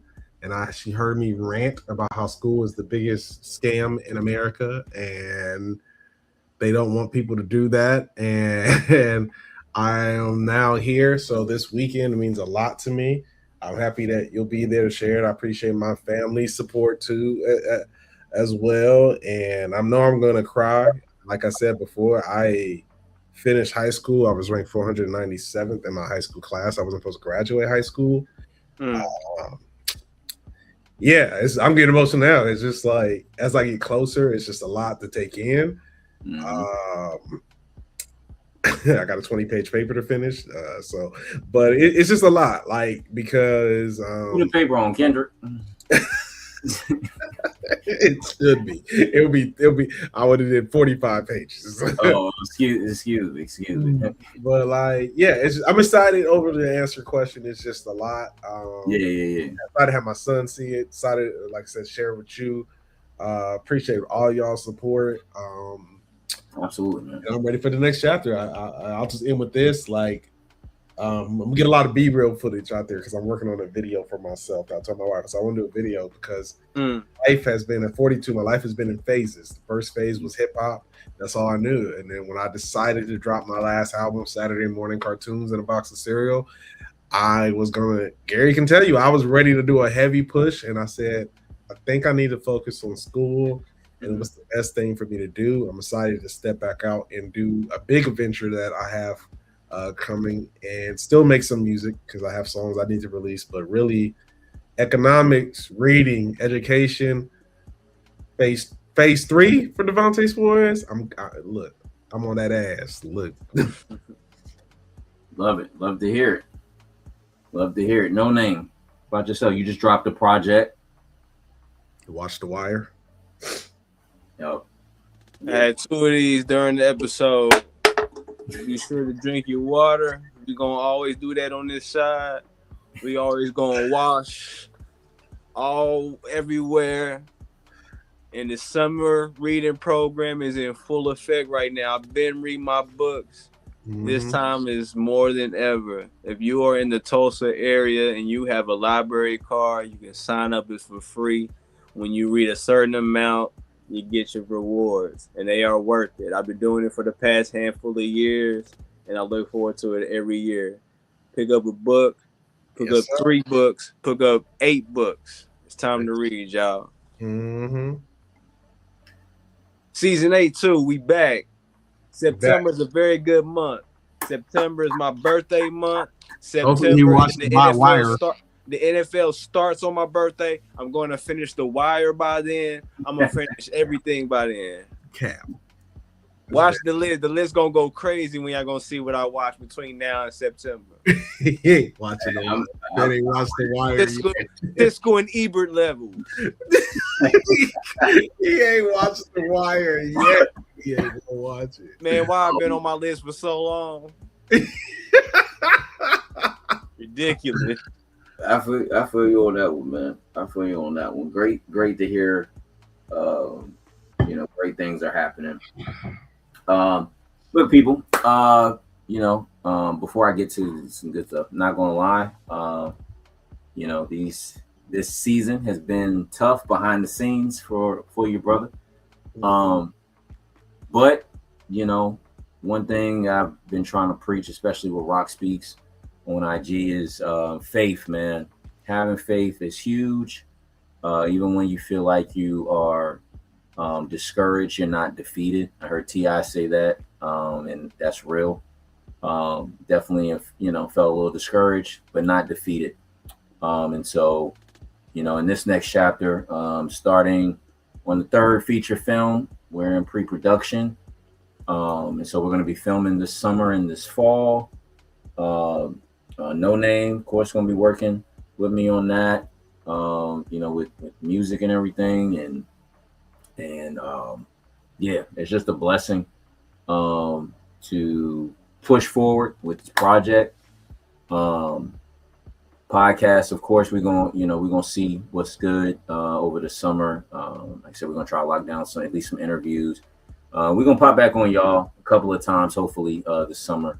We can all get back together and pop in on the people, especially once No Name finishes The Wire and he lets us know. Then the next day we have to do an episode and talk about it.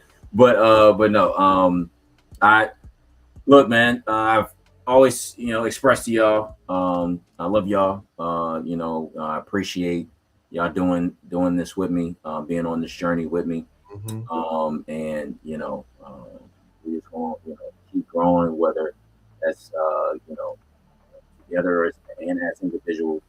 But yeah, the third feature film is in the works right now. Addictive Behavior, starring Dewan Woods, comedian Dewan Woods. Is going to be a great project. Looking to drop it probably in the winter, maybe January 2027. How it's looking now. But it's definitely going to drop. Definitely going to be a major project. Like I said, my third, and yeah, that's what we on right now. So again, just appreciate everybody who has been part of the growth of the podcast, who's tuning in, who's watched us, whether it's been on IG Live, Kick, Twitch, who's heard us on iHeartRadio or Spotify, who's watched us on YouTube. Just greatly appreciate where this is going. We want to continue it for the people. So to that note, peace and love, everybody. Let's go.